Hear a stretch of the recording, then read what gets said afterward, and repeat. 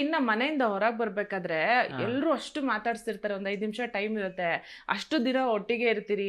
ಪ್ರಪಂಚದ ಹೊರಗಡೆ ಪ್ರಪಂಚದ ನಿಮ್ಗೆ ಯಾರಿಗೂ ಕಾಂಟ್ಯಾಕ್ಟೇ ಇರೋದಿಲ್ಲ. ಹೌದು ಬಟ್ ಯಾಕೆ ಯಾರ ಜೊತೆಗೂ ಮಾತಾಡ್ಲೇ ಇಲ್ಲ ನೀವು ಅಂತ? ಪಾಪ ರಕ್ಷಿತಾ ಎಲ್ಲ ಸಿಕ್ಕಾಪಟ್ಟೆ ಹೌದಾ ಅಳ್ತಿದ್ರು, ಮಾತಾಡಿ ಅಣ್ಣ ಅಂತ. ಅಟ್ಲೀಸ್ಟ್ ಒಂದು ಬಾಯಾದ್ರೂ ಹೇಳ್ಬೋದಿತ್ತು ಎಲ್ರಿಗೂ ನಿಂತ್ಕೊಂಡು. ಯಾಕೆ ಏನಾಯ್ತು ಅಂತ?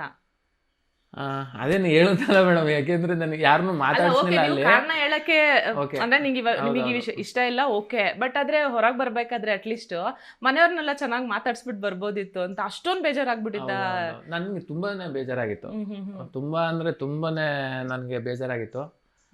ನಾನು ಅದರಿಂದ ನಾನು ಮಾತಾಡ್ನೂ ಇಲ್ಲ, ಏನೂ ಇಲ್ಲ, ನಾನು ಪಾಡಿಗೆ ಸೀದಾ ಬಂದೆ. ಹ್ಮ್ ಹ್ಮ್ ಹ್ಮ್ ಆಮೇಲೆ ನಾನು ಅಲ್ಲಿ ಎಲ್ಲರ ಜೊತೆ ಯಾರ ಜೊತೆ ಸರ್ವೇ ಸಾಮಾನ್ಯಗೆ ಎಲ್ಲೋ ಆಕಸ್ಮಿಕವಾಗಿ ಜಗಳ ಆಗಿರ್ಬೋದು, ಅದು ಬಿಟ್ಟರೆ ಎಲ್ಲರ ಜೊತೆನೂ ಭಾಳ ತುಂಬ ಫ್ರೆಂಡ್ಲಿ ಆಗಿದ್ದೆ ನಾನು. ಅದರಿಂದ ಯಾರ ಮೇಲೂ ದ್ವೇಷನೂ ಇಲ್ಲ ನನಗೆ.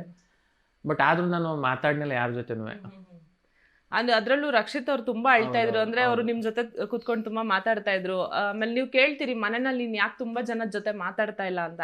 ಅಶ್ವಿನಿ, ಕಾಕ್ರೋಚ್ ಸುದಿ, ಹೌದೌದು. ಇನ್ನೊಂದಿಬ್ರು 3 ಜನದ ಹೆಸರು ಹೇಳ್ತಾರ ಅವರು. ಹಾಂ ಹಾಂ ಬಟ್ ಅವ್ರ ಹೆಸರು ಹೇಳ್ತಾ ಅವ್ರು ನಿಮ್ ಮಾತಾಡ್ತಾ ಇದ್ದಿದ್ದೆ ನಿಮ್ ಜೊತೆಗೆ. ಹೌದೌದು ಅವರು ಕೂಡ ತುಂಬಾ ಅಳ್ತಾ ಇದ್ರು. ಹೌದು ತುಂಬಾ ಅಟ್ಯಾಚ್ ಆಗಿದ್ರು ಅನ್ಸುತ್ತೆ ನಿಮಗೆ. ಹೌದೌದು. ಅಂದರೆ ಅವ್ರ ಫ್ಯಾಮಿಲಿ ಎಲ್ಲ ತುಂಬ ದೂರದಲ್ಲಿ ಇರೋದು.